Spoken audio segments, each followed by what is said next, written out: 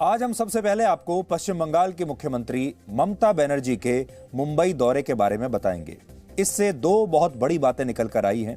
पहली ये कि उन्होंने आज ये कहा है कि यूपीए का अब कोई अस्तित्व नहीं है, जिसका मतलब ये हुआ कि वो विपक्ष में सोनिया गांधी की लीडरशिप को सीधे चुनौती दे रही हैं, क्योंकि यूपीए की अध्यक्षा खुद सोनिया गांधी हैं और अभी तक मोदी के सामने यूपीए को ही विपक्ष का सबसे बड़ा अलायंस माना जाता है। और दूसरा, आज ममता बनर्जी ने सिविल सोसाइटी के नुमाइंदों की एक बैठक बुलाई, जिसमें मोदी विरोधी लोग शामिल हुए थे और उन्होंने ममता बनर्जी को अगले प्रधानमंत्री के तौर पर प्रोजेक्ट करने की वहां पर कोशिश की। आज हम आपको बताएंगे कि क्या ममता बनर्जी अब मोदी के खिलाफ विपक्ष का सबसे बड़ा चेहरा बन चुकी हैं और अगले लोकसभा चुनाव में क्या वही प्रधानमंत्री पद की दावेदार भी रहेंगी, और अगर ऐसा हुआ तो फिर अगला चुनाव मोदी वर्सेस ममता के नाम पर लड़ा जाएगा। ये भारत की राजनीति में एक बहुत बड़ा शिफ्ट हो सकता है, जिसके बारे में आपको आज ही पता होना चाहिए। ममता बनर्जी ने आज एनसीपी के प्रमुख शरद पवार से मुलाकात की। वैसे तो महाराष्ट्र में कांग्रेस, एनसीपी और शिवसेना तीनों पार्टियों की गठबंधन सरकार है, लेकिन इस बैठक में और ममता बनर्जी के दौरे से कांग्रेस को उन्होंने पूरी तरह से दूर रखा है। यानी वो उद्धव ठाकरे से भी मिल रही हैं, वो शरद पवार से भी मिल रही हैं, लेकिन वो कांग्रेस के नेताओं से नहीं मिल रही हैं। इस मुलाकात में प्रधानमंत्री मोदी के खिलाफ एक नया फ्रंट बनाने पर चर्चा हुई। ये मुलाकात है जो इस समय आपके सामने है। ये दोनों जो मुलाकातें हैं बहुत महत्वपूर्ण मुलाकात है। आदित्य ठाकरे, ममता बनर्जी की तस्वीर आप देखिए, वो आदित्य ठाकरे से मिली हैं, उद्धव ठाकरे से नहीं मिली, और आज वो शरद पवार से मिली हैं। और इस चर्चा के दौरान ममता बनर्जी के भतीजे अभिषेक बनर्जी और एनसीपी के नेता प्रफुल्ल पटेल भी मौजूद रहे। इस बैठक के बाद ममता बनर्जी ने यूपीए का अस्तित्व खत्म होने की बात कही और इशारों में राहुल गांधी को उनकी विदेश यात्राओं के लिए अपने निशाने पर भी लिया। इसके अलावा शरद पवार ने भी ममता बनर्जी के साथ एक मजबूत फ्रंट बनाने की बात कही है। यानी बहुत कुछ इस समय पक रहा है।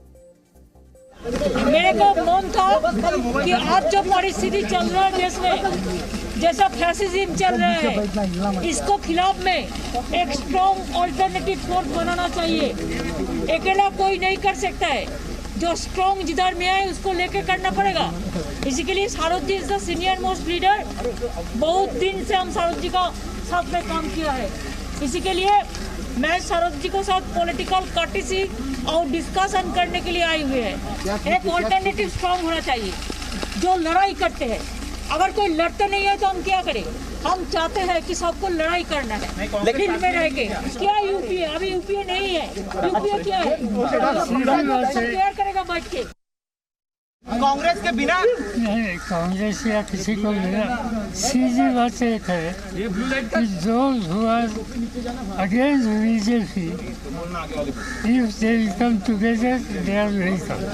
Strong alternative जिसका फल कि देश का जनता का भरोसा रहेगा और बीजेपी को दूर करने के लिए मददगार होगा, उस रास्ते से हम जाएंगे।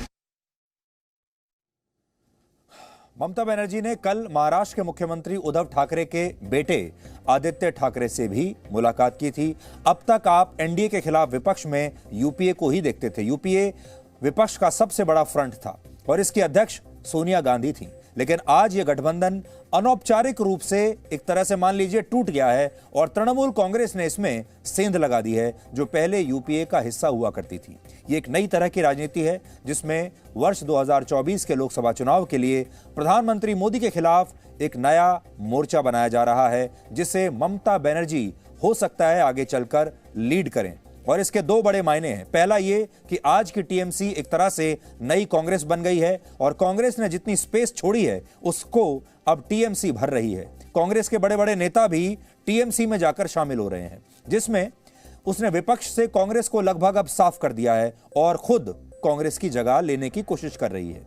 दूसरी बात, ममता बनर्जी के इस कदम से विपक्षी राजनीति में कांग्रेस की जो प्रासंगिकता है और गांधी परिवार का जो कद है वो पहले से बहुत घट गया है, बहुत कम हो गया है। और हो सकता है कि 2024 का लोकसभा चुनाव मोदी वर्सेस ममता के बीच हो। हालांकि यहां सवाल उन पार्टियों का भी है जिनके साथ मिलकर ममता बनर्जी ये नया फ्रंट बना रही हैं। इसलिए आने वाले दिनों में आपको यूपीए के अलावा हो सकता है एक नया विपक्षी फ्रंट देखने को मिले। अब उसका क्या नाम होगा ये तो आगे चलकर पता चलेगा। वर्ष 2019 के लोकसभा चुनाव में जब यही पार्टियां यूपीए का हिस्सा थीं, तब यूपीए को लोकसभा की 543 में से केवल 92 सीट मिली थी, ओनली 92, और इनमें से भी आधी से ज्यादा यानी 52 सीटें कांग्रेस ने जीती थी। उस समय यूपीए की 10 पार्टियों को एक भी सीट नहीं मिली थी और 9 पार्टियों को 5 या उससे भी कम लोकसभा सीट मिली थी। यानी ममता बनर्जी टीएमसी को नई कांग्रेस बनाकर यूपीए जैसा मोर्चा तो बना सकती हैं, लेकिन इस मोर्चे में लगभग वही पार्टियां होंगी जिन्होंने 2019 के लोकसभा में बहुत बड़ी हार देखी थी। हालांकि ममता बनर्जी की इन कोशिशों से कांग्रेस बुरी तरह से परेशान है और इसे वो बहुत ज्यादा पसंद नहीं कर रही है। यूपीए क्या है ये ममता बनर्जी को पता नहीं है, क्या पता नहीं। मुझे लगता है कि थोड़ा ज़्यादा पागलपन शुरू कर दिए हैं। उनको लगा कि सारे हिंदुस्तान ममता बनता करना शुरू कर दिए हैं, लेकिन हिंदुस्तान के मतलब बंगाल नहीं है, बंगाल के मतलब हिंदुस्तान नहीं। हिंदुस्तान का मतलब बंगाल नहीं है, बंगाल का मतलब हिंदुस्तान नहीं है, ये कांग्रेस कह रही है। ममता बनर्जी ने आज मुंबई में ही सिविल सोसाइटी के कुछ नुमाइंदों के साथ भी एक बैठक की, जिसमें मोदी विरोधी लोग शामिल हुए थे और उन्होंने ममता बनर्जी को अगले प्रधानमंत्री के तौर पर प्रोजेक्ट करने की वहां पर कोशिश की। इस बैठक में जो आजकल बेरोजगार बैठे नेता हैं, उनसे लेकर बेरोजगार अभिनेता, बेरोजगार फिल्मकार, लेखक और सामाजिक कार्यकर्ता भी शामिल हुए थे। और तस्वीरें अगर हम आपको दिखाएं, इसमें आपको जावेद अख्तर दिखाई देंगे जो मंच पर ममता बनर्जी के साथ बैठे हुए थे। इनमें आपको शत्रुघ्न सिन्हा दिखाई देंगे जिन्हें काफी पीछे बैठाया गया था। 1, 2 और तीसरी रो में शत्रुघ्न सिन्हा को बैठाया गया। वो बहुत वरिष्ठ अभिनेता हैं, शानदार अभिनेता हैं और एनडीए की सरकार में मंत्री रह चुके हैं, लेकिन आज की इस बैठक में वो काफी अकेले और पीछे बैठे हुए दिखाई दिए। तीसरी पंक्ति में वो बैठे हुए थे। हमें ऐसा लगता है कि उन्हें थोड़ा और ज्यादा सम्मान दिया जाना चाहिए था शत्रुघ्न सिन्हा को। इसके अलावा आप देखिए, यहां पर आपको महेश भट्ट दिख रहे हैं जो सबसे आगे की लाइन में बैठे हैं, माजिद मेमन दिख रहे हैं, मेधा पाटकर दिख रही हैं और एक और एक्ट्रेस हैं जो छोटी मोटी फिल्मों में काम करती हैं, स्वरा भास्कर, शायद आपने नाम सुना हो, वो बैठी हुई हैं। आप कह सकते हैं कि यह राजनीति का एक ऐसा रोजगार मेला था जिसमें तमाम लोग अपने अपने लिए नई संभावनाएं तलाशने आए थे और वो संभावनाएं तब बनेंगी जब मोदी की सरकार हटेगी। इस बीच इन सभी लोगों ने ममता बनर्जी की तारीफ की। तारीफ में उन्होंने बड़ी बड़ी बातें वहां पर कही और उन्हें देश के अगले प्रधानमंत्री के तौर पर भी प्रोजेक्ट किया। हालांकि ममता बनर्जी सब सुनती रहीं और वो बहुत हम्बल थी और बार बार वो ये कहते रहे कि नहीं नहीं ऐसी कोई बात नहीं है, लेकिन अपने आप को प्रधानमंत्री के तौर पर प्रोजेक्ट होते हुए देखकर किसे खुशी नहीं होगी। ये सब लोग देश के अगले चुनावों को कैसे मोदी वर्सेस ममता बनाना चाहते हैं, इसे आप इसी बैठक में दिए गए इस बयान से बहुत आसानी से समझ जाएंगे। Richa Chadha, another film actor who has really put her career many times at risk for speaking the truth. We don't have time. I would just like to give you my compliments and say, I think we are ready for a female Prime Minister, ma'am. Yes. There are so many female Prime Minister like Indira ji, Bangladesh Hasina. So there are so many. No, the time is right, I think, for some goddess energy. So my compliments to you for that.